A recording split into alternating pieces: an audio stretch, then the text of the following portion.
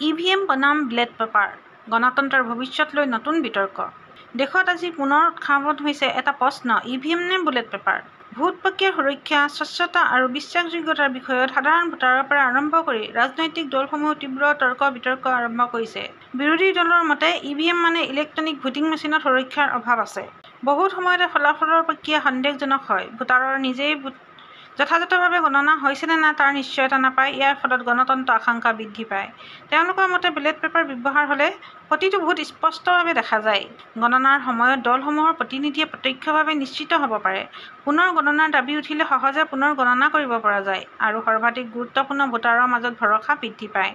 আনহাতে সাহসী দল তথা নিৰ্বাচন আয়োগৰ যুক্তি, ইভিএম হৈছে আধুনিক বৈজ্ঞানিক আৰু ভুল ত্ৰুটিৰ সম্ভাৱনা প্ৰায় শূন্য। বেলেট পেপাৰত অনিয়ম, নকল ভোট, বেলেট বক্স লুট আৰু হিংসাৰ বহুতো ঘটনা আগতে ঘটিছিল। 21শ শতিকাৰ ভাৰতত পুনৰ বেলেট পেপাৰলৈ ঘূৰিবলৈ চেষ্টা কৰা মানে গণতন্ত্ৰৰ গতি পিছলৈ লৈ যোৱা। লগতে ইভিএম ব্যৱহাৰ কৰিলে কয়েক ঘণ্টাই ফলাফল ঘোষণা কৰিব পাৰি, যি একেলগে সময় আৰু ধনৰ সঞ্চয়।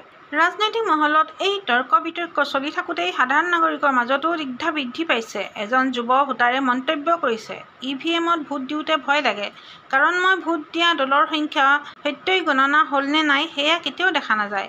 আনহাতে এজন জ্যেষ্ঠ নাগৰিকে কয়, বেলেট পেপাৰত পূৰ্বতে নকল ভোট, লাইন ভাঙি ভোটদান, সংঘৰ্ষ ইত্যাদি বিপুল সমস্যাৰ সৃষ্টি হৈছিল।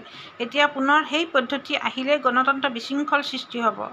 ইয়াৰ মাজতে নিৰ্বাচন আয়োগৰ শীৰ্ষ কৰ্তাসকলে কয়, ইভিএম সম্পূৰ্ণ সুৰক্ষিত। ভিভিপিএটি ব্যৱস্থা যোগ কৰাৰ পিছত প্ৰতিজন ভোটাৰে নিজৰ ভোট কাক দিয়া হৈছে তাক নিজে দেখা সম্ভৱ হৈছে।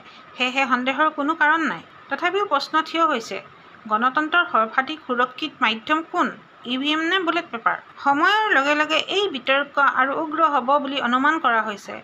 2024 চনৰ অসম বিধানসভা নিৰ্বাচনৰ আগত এই বিষয়টো ৰাজনৈতিক এজেণ্ডাৰ কেন্দ্ৰস্থল হ'ব বুলি বিশেষজ্ঞসকলে আগ্ৰহ প্ৰকাশ কৰিছে।